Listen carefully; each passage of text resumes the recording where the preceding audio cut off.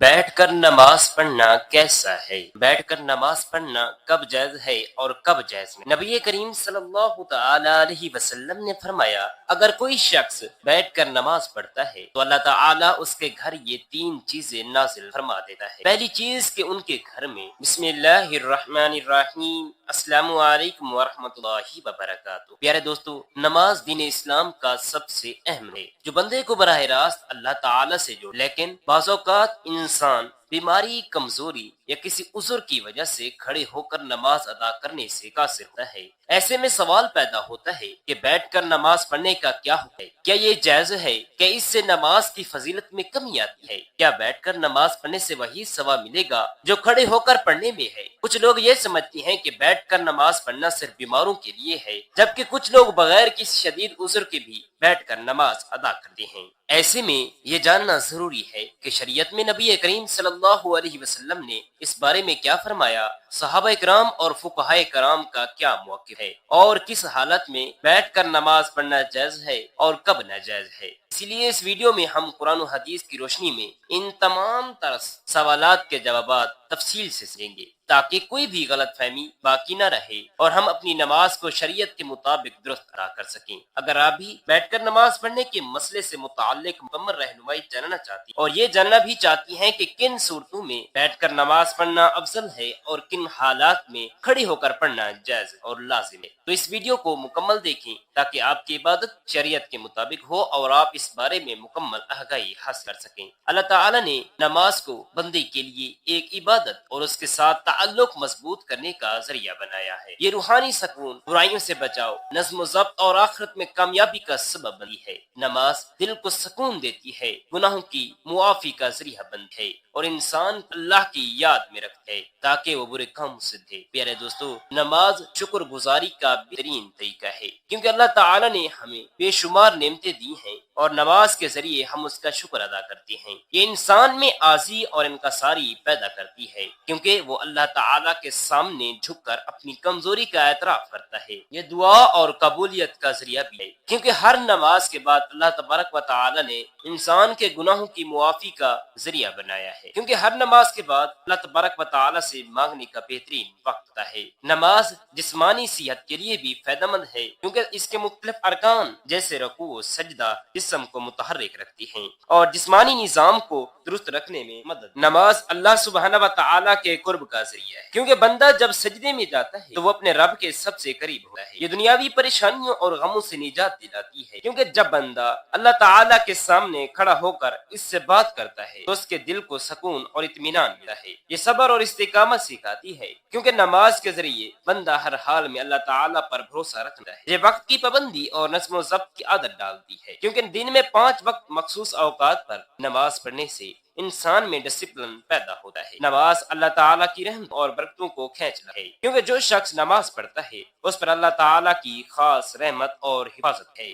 یہ شیطان سے حفاظت کا ذریعہ ہے، کیونکہ جو بندہ نماز کا عادی ہوتا ہے شیطان اس سے دور رہتا ہے۔ یہ قبر اور آخرت کی روشنی کا ذریعہ ہے، کیونکہ حدیث پاک میں آتا ہے کہ نماز قیامت کے دن مومن کے لیے یہ گناہوں کی معافی اور ان کے مٹنے کا ذریعہ بنتی ہے، کیونکہ نبی کریم صلی اللہ تعالی علیہ وسلم نے فرمایا، نماز گناہوں کو ایسے دھو جیسے پانی میل جیل کو دھو دیتا ہے۔ یہ مال و دولت کی برکت کا ذریعہ ہے، کیونکہ جو لوگ نماز کی پابندی کرتے ہیں اللہ پاک ان کے رزق میں برکت ڈالتا ہے۔ یہ معاشرتی برائیوں سے بچاتی ہے، کیونکہ جو شخص نماز پڑھتا ہے وہ چوری، جھوٹ، ظلم اور بے حیائی سے بچنے کی کوشش کرتا ہے۔ یہ اللہ تعالیٰ کے عذاب سے نجات کا ذریعہ ہے، کیونکہ جو شخص نماز پڑھتا ہے اس کا دل اللہ تعالیٰ کی طرف سے صحیح فیصلے کرنے کے لیے روشن جاتا ہے۔ یہ غربت اور تنگ دستی سے نجات کا ذریعہ ہے، کیونکہ جو لوگ نماز قائم کرتے ہیں اللہ سبحانہ و تعالیٰ ان کے رزق میں کشادگی دیتا ہے۔ یہ اللہ تعالیٰ کے عذاب سے حفاظت کا ذریعہ ہے، کیونکہ جو نماز کی پابندی کرتا ہے اللہ تعالیٰ اسے دنیا اور آخرت کے عذاب سے بچا دے۔ یہ قبر کی وحشت اور اندھیری رات سے نجات کا سبب ہے،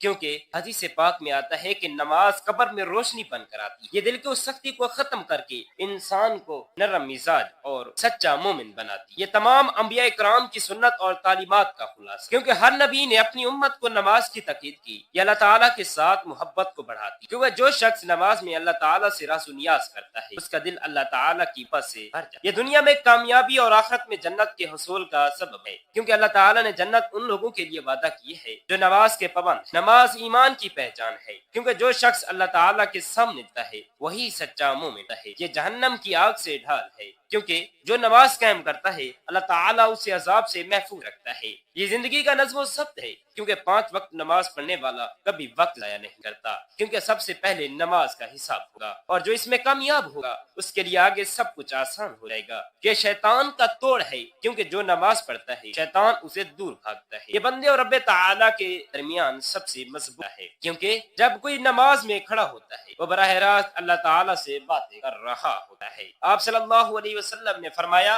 قیامت کے دن سب سے پہلے نماز کا حساب لیا جائے گا. اگر نماز درست ہوئی تو باقی اعمال بھی قبول ہوگی، اور اگر یہ خراب ہوئی تو باقی اعمال بھی خراب ہوگی. آپ صلی اللہ علیہ وسلم نے فرمایا نماز جنت کی کنجی ہے. حضور نے فرمایا تمہارا کیا خیال ہے اگر تمہارے دروازے پر ایک نہر ہو اور تم اس میں روزانہ 5 وقت غسل تو کیا تمہارے جسم پر میل باقی رہے گی؟ تو صحابہ کرام نے فرمایا حضور صلی اللہ علیہ وسلم تو آپ صلی اللہ علیہ وسلم نے فرمایا یہی حال 5 وقت کی نماز کا ہے. اللہ تعالیٰ ان کے ذریعے گناہوں کو مٹا دیتا ہے جیسے پانی میل کچیل کو بہا دیتا ہے. آپ صلی اللہ علیہ وسلم نے فرمایا بندہ اپنے رب کے سب سے قریب اس وقت ہے جب وہ سجدے دیتا ہے، لہذا اس وقت زیادہ دعا کیا کرو. آپ صلی اللہ علیہ وسلم نے فرمایا ہمارے اور ان کفار کے درمیان جو چیز فرق کرتی ہے وہ نماز ہے، جس نے اسے چھوڑ دیا اس نے کفر کیا. آپ صلی اللہ علیہ وسلم نے فرمایا جو شخص نماز کا اہتمام کرتا ہے اس کا دین مکمل ہے، اور جو شخص نماز کا اہتمام نہیں کرتا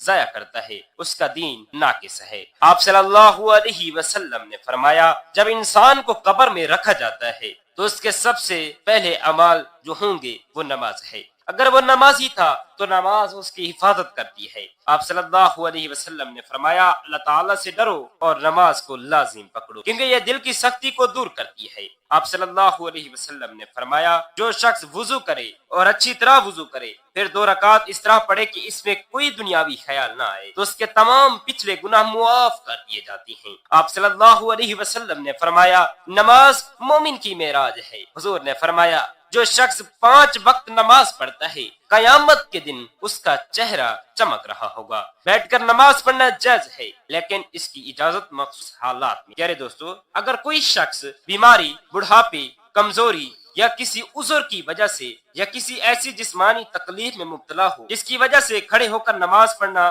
مشکل ہو تو وہ بیٹھ کر نماز ادا کر سکتا ہے. اگر کھڑے ہونے کی بالکل طاقت نہ ہو تو مکمل نماز بیٹھ کر پڑھے، جہاں تک ممکن ہو کھڑے ہو کر نماز پڑھے اور باقی حصے میں بیٹھ جانا چاہیے. پیارے دوستو نفلی نماز بیٹھ کر پڑھنا جائز ہے چاہے صحت مند ہو، لیکن کھڑے ہو کر پڑھنے کی نسبت ثواب آدھا ہو. اگر کھڑے ہونے میں شدید تکلیف ہو تو بیٹھ کر نماز پڑھنا جائز ہے. اگر ممکن ہو زمین پر آلتی پالتی مار کر بیٹھے اور رکوع و سجدہ عام طریقے سے کریں. اگر سجدہ کرنے میں دشواری ہو تو رکوع و سجدے کے لیے اشارہ کریں اور سجدہ رکوع سے زیادہ جھک کر کریں. اگر زمین پر بیٹھنا مشکل ہو تو کرسی پر بھی نماز ادا کی ہے مگر سجدے کے لیے سر کو نیچے جھکایا جائے. اللہ تعالیٰ کا فرمان ہے ترجمہ کنز الایمان بس اللہ تعالیٰ سے ڈرو جتنا تم سے ہو سکے. حضور علیہ الصلوۃ والسلام نے فرمایا کھڑے ہو کر نماز پڑھو، اگر طاقت نہ ہو تو بیٹھ کر پڑھو، اور اگر یہ بھی ممکن نہ ہو تو پہلو کے بل لیٹ کر پڑھو. نماز بیٹھ کر پڑھنا شرعی طور پر جائز ہے مگر صرف اس وقت جب واقعی معقول بغیر کسی وجہ کے فرض نماز بیٹھ کر پڑھنا، لیکن نفل نماز بیٹھ کر پڑھ سکتے ہیں چاہے صحت مند ہو. اللہ تعالیٰ سے دعا ہے